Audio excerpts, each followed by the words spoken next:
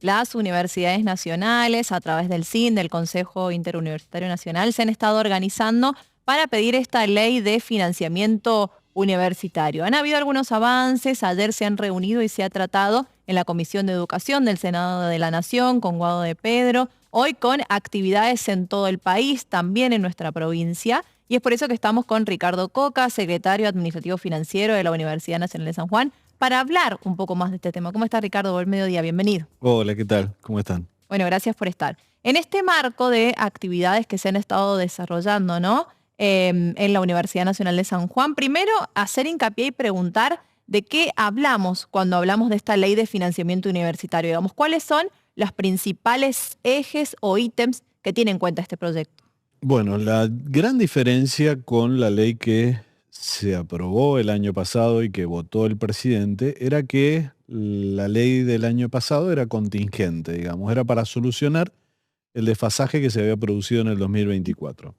Esta ley lo que pretende es ser una ley permanente de financiamiento universitario que va marcando un camino de crecimiento hasta llegar al año 2030 con un 1,5% del PIB y a la vez prevé lo que es la actualización salarial vía índice de precios al consumidor, que desde el año 2023 ha venido muy por debajo. O sea, el mayor problema que tienen las universidades es que los sueldos se han ido atrasando respecto a la inflación. Hay más de un 30% de pérdida de salario real. ¿Por qué? Bueno, este mes es muy claro, este mes estamos liquidando sueldos con el 0% de aumento cuando hay una inflación que está en el orden al 2.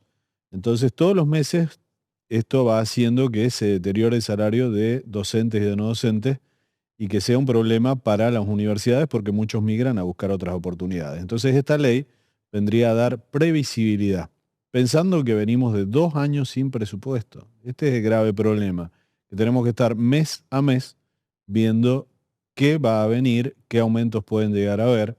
Ahora se aprobó por DNU un incremento de partidas para las universidades, pero hasta tanto no se distribuya y sepamos qué es lo que nos corresponde, bueno, indudablemente que estamos a la espera. Todavía seguimos con gastos de funcionamiento inferiores a los de diciembre del año pasado. Bien, como bien decías, por un lado tenemos este aumento oficial en el boletín que salió, ¿no?, de un 27%, pero estamos hablando de este aumento teniendo en cuenta el presupuesto del 2023, o sea que es Claro, ínfimo, digamos, el aumento hablando en términos presupuestarios. claro, este año arrancamos con presupuesto 2023 más lo que se había otorgado 2024. Eso dividido en 12 meses, al prorratearlo hizo que enero cobráramos, que recibiéramos en realidad la mitad de lo que habíamos recibido en diciembre. 1.000 millones de gastos de funcionamiento en diciembre, 500 millones en enero. Eso se prolongó hasta abril, en donde vino un pequeño aumento que ha impactado recién en mayo. Y ahora este otro que va a impactar en agosto. Entonces, bueno, indudablemente que esto hace que no podamos prever, que tengamos que ir atendiendo el día a día y que todo lo que sean gastos de capital o inversiones en infraestructura tenga que estar ahí en stand-by, ¿no? Teniendo en cuenta que ayer fueron recibidos, quien coordina el CIN, ¿no?, con algunos diputados y demás, fueron recibidos en la Comisión de Educación, presidida por Guado de Pedro en la Cámara de Senado de la Nación. ¿Qué proyección tienen? ¿Qué se sabe que pudieron dialogar ahí? Y digamos, ¿qué se piensa que puede pasar teniendo en cuenta, ¿no?, que la ley anterior fue vetada por el presidente de la Nación? Claro, la ley anterior, eh, pensemos que fue vetada, después hubo insistencia y no se pudo de alguna manera bajar el veto, ¿no? Se sostuvo el veto porque gente que había votado, algunos legisladores que habían votado a favor de la ley de financiamiento, después no lo hicieron. Entonces eso hizo que el veto se sostuviera. Este año va a pasar lo mismo, o sea, puede que se apruebe, indudablemente va derecho al veto. Si no se sostiene por insistencia, el veto va a quedar, ¿no? O sea, hay una política muy marcada de financiamiento al sector universitario, atraso salarial, que es una manera de alguna manera paliar el tema de la inflación para ellos, pero para nosotros es un atraso significativo, bajar lo que son gastos de funcionamiento y eliminar toda una parte del presupuesto que es lo más grave, que se eliminó desde el 2023 a la fecha, que se llamaba Bajo la Línea. Todos esos fondos a los cuales la universidad tenía que presentar proyectos para acceder, para obras, para extensión, para investigación y demás. Todo eso se congeló.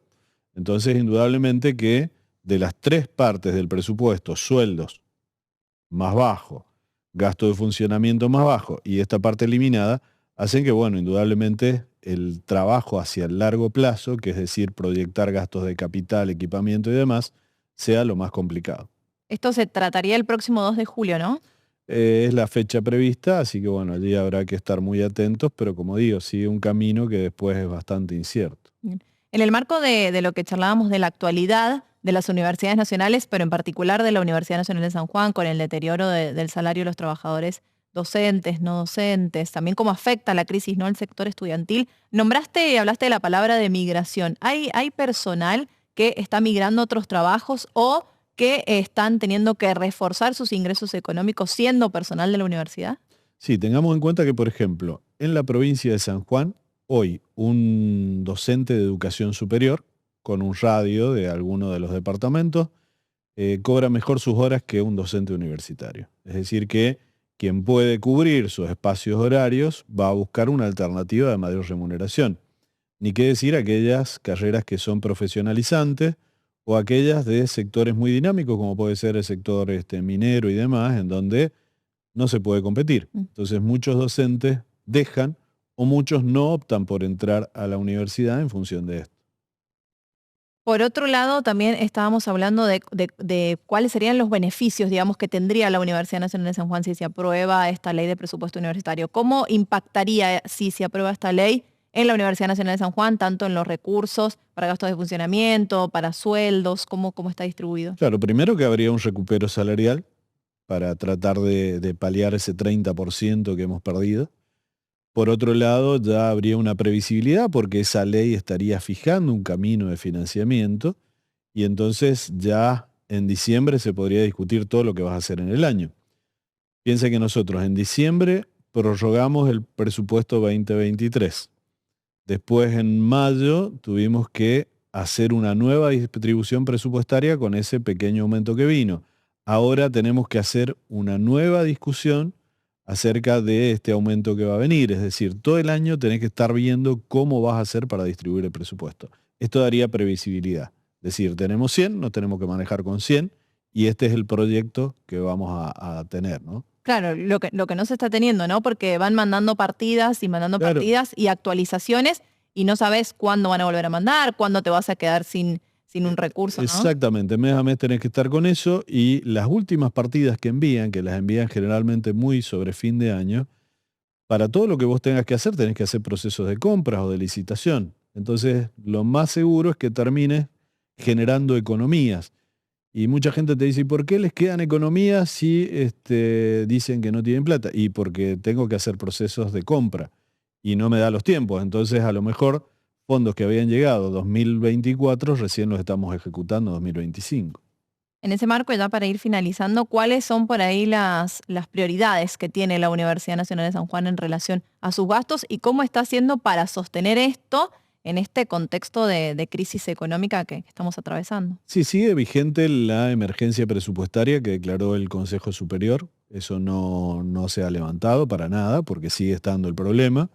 Y esto fijaba tres prioridades, ¿no? El tema académico, es decir, que el chico tenga el aula en condiciones para que el docente pueda dar sus clases y el ciclo académico transcurra con normalidad. Hemos visto que a pesar de todo el ajuste, los ciclos académicos se están desarrollando normalmente. Eso creo que muestra la vocación y el interés de docentes y no docentes en que esto funcione. La segunda prioridad, el tema de las becas. Se otorgó a principio de año un aumento del 30% por sobre lo que venía del año anterior con el mismo presupuesto. O sea, dijimos, bueno, reasignemos. Y la tercera es básicamente todo el tema de comedor también, que es una beca que es muy importante para aquellos chicos que más lo necesitan, ¿no?